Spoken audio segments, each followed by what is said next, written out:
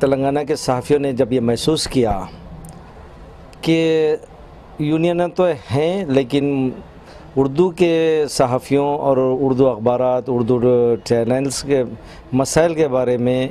موجودہ یونینز زیادہ خاطر خواہ نمائندگی نہیں کر پا رہی تھی، اس لیے ان لوگوں نے محسوس کیا کہ ہماری اپنی ایک تنظیم ہو تاکہ ہم اپنے مسائل کو بہتر انداز میں ایوان ارباب حکومت اور عہدیداروں کے سامنے پیش کر سکیں تاکہ ان کے مسائل کی عاجلانہ یکسوئی ہو سکے۔ چنانچہ جب واٹس ایپ کے ذریعے ایک گروپ قائم کیا گیا تھا اور اس گروپ کے ذریعے اردو صحافیوں کو مجتمع کرنے کی کوشش کی گئی، اور پھر یہ گروپ جب ایک اجلاس منعقد کیا اس وقت یہ طے پایا کہ ہم کیوں نہ ایک ایسی تنظیم تشکیل دے جو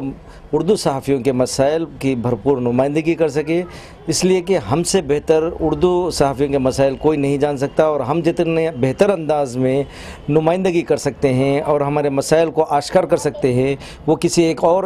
دوسری یونینوں میں جس میں دوسری زبانوں کے صحافی شامل ہے پیش کرنا ممکن نہیں تھا۔ چنانچہ اس اجلاس میں طے پایا کہ سوسائٹی ایکٹ کے بجائے، کوئی سوسائٹی رجسٹر کرنے کے بجائے ٹریڈ یونین ایکٹ 1924 کے تحت اگر ہم اس کو یونین کا درجہ دلاتے ہیں تو ہم نہ صرف صحافیوں کے مسائل کو پیش کر سکتے ہیں بلکہ جب صحافیوں کے مسائل انتظامیہ کے ساتھ پیش آتے ہیں تو ہمیں یہ موقف حاصل ہو سکتا ہے کہ ملازمت کے معاملے میں ہم انتظامیہ کے ساتھ بات چیت کر سکیں اور ان کی معاملے کی یکسوئی کر سکیں۔ اسی طرح ہم حکومت کے ایوانوں میں بھی مؤثر انداز میں نمائندگی کر سکتے ہیں۔ چنانچہ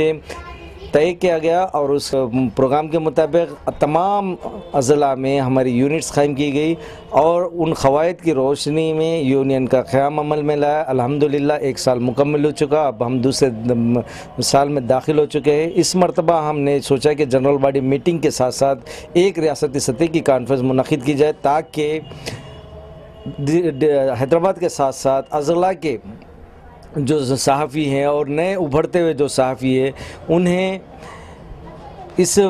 شعبے سے متعلق معلومات بھی فراہم کی جا سکے اور ان کے سامنے ہم دانشوروں کو اور مختلف